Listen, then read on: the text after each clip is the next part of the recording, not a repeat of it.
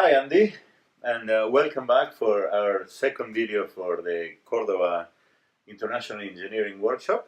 The focus of this chat is going to be around your vast experience with software outsourcing and lessons learned around that. So let me start by asking you, what are customers really after when they outsource a piece of software development?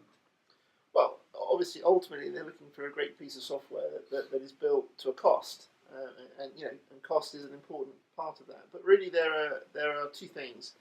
One is where a customer is looking for a capacity or a capability that they can't get access to themselves.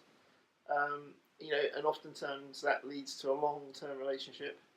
And this is the kind of thing that the Indian outsourcing companies have really mastered, that they are able to scale and deliver a very repeatable process at a predictable level of quality over a long term.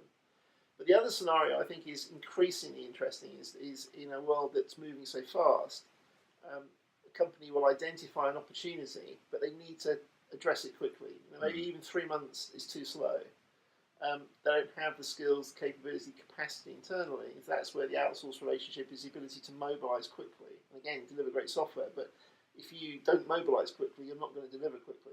And so that agility, both within the software development cycle and just the ability to latch on to the opportunity in the first place, is the differentiator.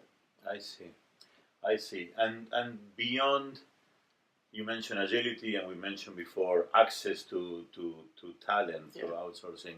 What other success factors you think are critical for a company setting up or as an outsourcer of digital solutions? So it's really important whenever you're delivering a project.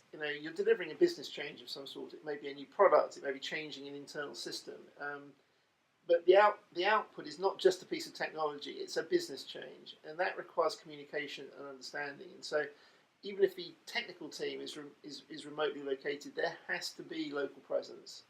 You have to develop that empathy between the delivery team, maybe it's in Argentina, and the customer business team on the ground. Otherwise, the project will not be a success, and you will not overcome the hurdles that inevitably occur. The measure of success is that when that project goes live and the email goes around the internal company saying how fantastic it was, that the outsourcer is included on the email and referenced. That's a sign that the team was one team. That's really the key thing for success. I see. And you obviously have a great experience, and I should clarify on both sides of the fence, because you're now very senior in an organization. You've also been on the side of providing software through outsourcing models too.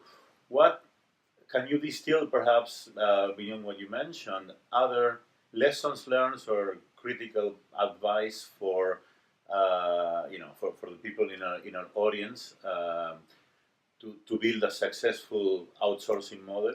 Well, projects rarely fail because the technical team were incompetent or lazy or just didn't do a good job. They fail because of misunderstanding. Either the customer didn't listen to issues that were called out by the outsourcer, or the outsourcer hadn't clearly got an understanding of what the customer wanted. So communication is key then. Communication is absolutely key. If you like, the engagement between the customer and the outsourcer is strong, then in most cases, technical teams will deliver. Fantastic. Well, Andy, thank you very much for your insight and your time. Thank you very much.